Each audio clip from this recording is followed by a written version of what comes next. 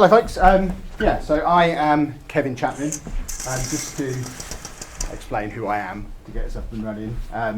Mainly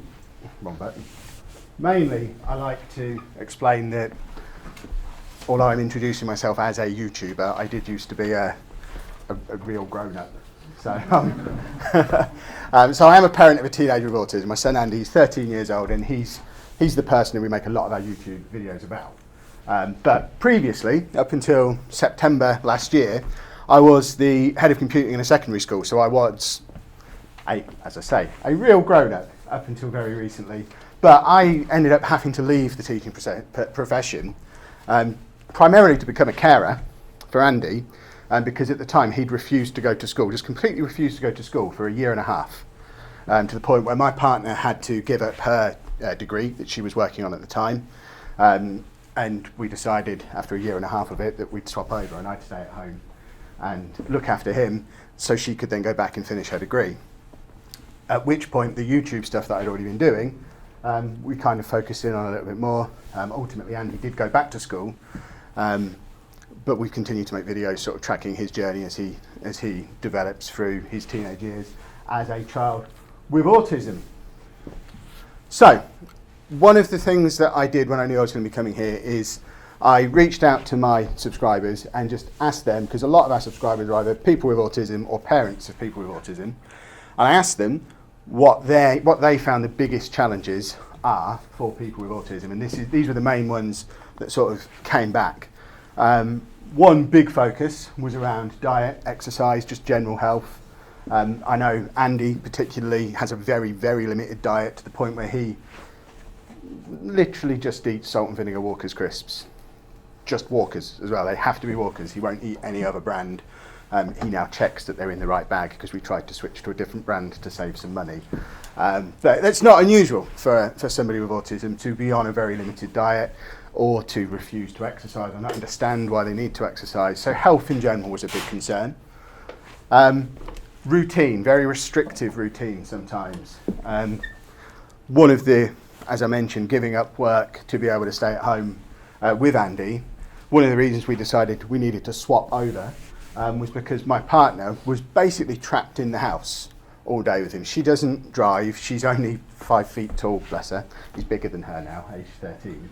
And it got to breaking point when they went to the co-op and he decided he didn't want to be here, be at the co-op, so his response to that was to take off all of his clothes and just lie down on the floor in the middle of the supermarket. And it was because they don't normally go to the co-op on that day. So his routine had become so restrictive that any step outside of that routine, he just wasn't able to process or cope with. So routine was a big challenge for a lot of our subscribers. Lack of independence. Andy at 13 isn't independent in the way a neurotypical 13-year-old would be. We're still at that stage as parents where we don't really know if he ever will be. We certainly don't expect him to be moving out and getting a job aged 18. At this stage, we don't know if he's going to be doing GCSEs. We don't really know what comes next for him over the next 5 or 10 years. So it's difficult for us to plan a future for him or for us, and try and work out what level of independence we should be aiming for him. Because we don't want to push him too hard, but at the same time, we don't want to smother him. A big one was that he has absolutely no concept of danger at all. We've managed to get him trained to the point now where when we're crossing the street, he knows he has to look both ways. So he'll walk up to the edge of the curb, he'll do that and then step out. He's not looking, but he knows he has to go through the motion of looking either side. That's the stage we've got into at the moment. But he'll grab for the handbrake or a door in a moving car if we're going somewhere he doesn't want to go. He chews on the cables that charge his iPad. Just danger in general. He has absolutely no understanding of danger. But the big one, the most common one that people came back to us and said that they struggled with most of all was communication in both directions.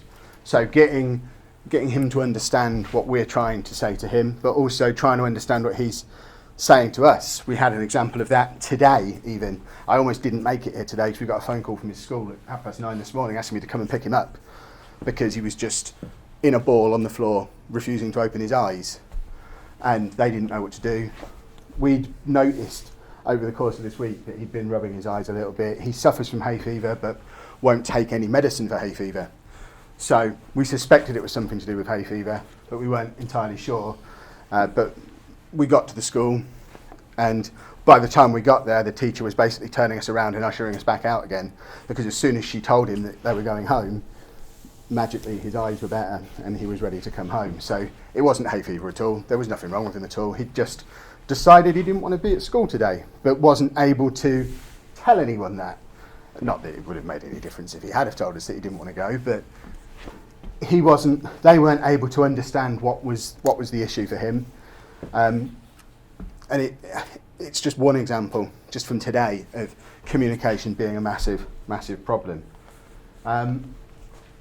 Which I think I'm going to replace that slide with the story from today, so we'll move on. So, obviously, I had to include some video as a YouTuber. And this is one of our most viewed videos. People seem to really focus in on the videos where something's going wrong, and this day, definitely something went wrong. It was my dad's birthday about a year and a half ago now, so this was right in the middle of Andy refusing to go to school. And we normally go to my dad's house in the car in the winter. My dad's birthday's in February, but it was a nice day, and he only lives 2 streets away, so we thought that day we'd walk there, which Andy was fine with.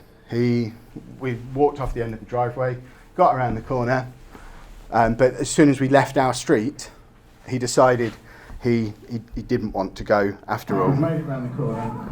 He decided he didn't want to come. This could end up what would be a normal 5-minute walk to be a rather long trip.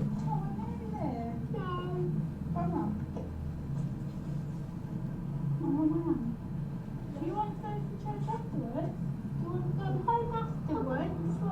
You don't want to go to church with them? Yes. Church? Then we have to walk. No, to my dad. Grandad's first, then church. No granddad, no granddad. No church, baby. I'm sorry.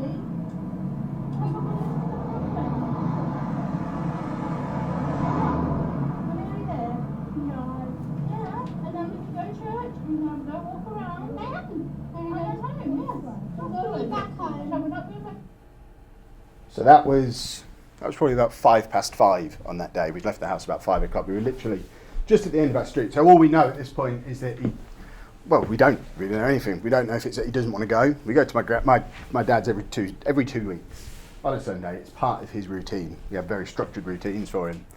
And he'd been going every other Sunday for like 4 years at this point. So we didn't think it was that he didn't want to go to my dad's. Walking isn't particularly unusual. We've done that before. Not usually in February, so that we were suspecting that might have been the issue. So we were offering to take him back, get in the car and drive, but he wasn't interested in that. We don't know if it was because we were carrying a present with us, which we don't normally do. We just had no idea why he didn't want to go, but we were already reaching the point where he doesn't want to go, but he also doesn't want to turn around and go home. There was something bothering him, and we had absolutely no idea what it was. This is probably 5 or 10 minutes later, so he's been crouched down on the floor, refusing to move in either direction for about no more than 5 or 10 minutes, and the rest of the family just started to walk away just to see if he would follow.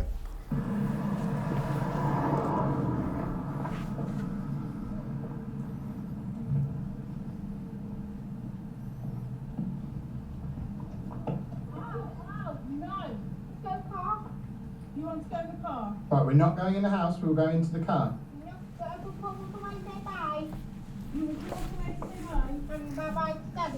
And we're going to go in the car to Grandad's. Okay. Right, come on then, let's go in the car. Okay, let's go to the car. Right, we're nearly there now, Andy. So, the first part of that clip shows how he's now getting so frustrated that he is starting to lash out. But you can't really see because I'm not as quick as him chasing him down the street. But he grabbed my partner's hair and sort of pulled her back to stop her from walking away. But we'd offered to take him to go in the car. He agreed to go in the car. But then what you don't see in the video, because I can't film the whole thing, what you don't see in the video is that when we turned him round to try and go back to get in the car, he refused to do that as well and actually ran off back in the other direction again. And then he's saying he wants to go in the car, but still won't. We got a little bit further along. This field, my dad's house is literally just here. This is probably half an hour after we left our house for what's normally a 5-minute walk. At this point, it's not about going to my dad's anymore. It's not about going into the car or not anymore. He's just very upset. No, Bobby, bye-bye, Bobby. I've got to go walking away. Walking away, Bobby. Okay, walking away, Bobby. Okay, walking away for Bobby. Bye-bye. See you soon. Walking away for Bobby. Bye-bye. Walking away. I'm walking away, Bobby. Fine, walking away. Bobby, walking away. I'm walking away. Bye, Bobby. I'm going to walking away. I'm walking away, Mummy. No. No. We're walking away, Bobby. Okay, let's walking away.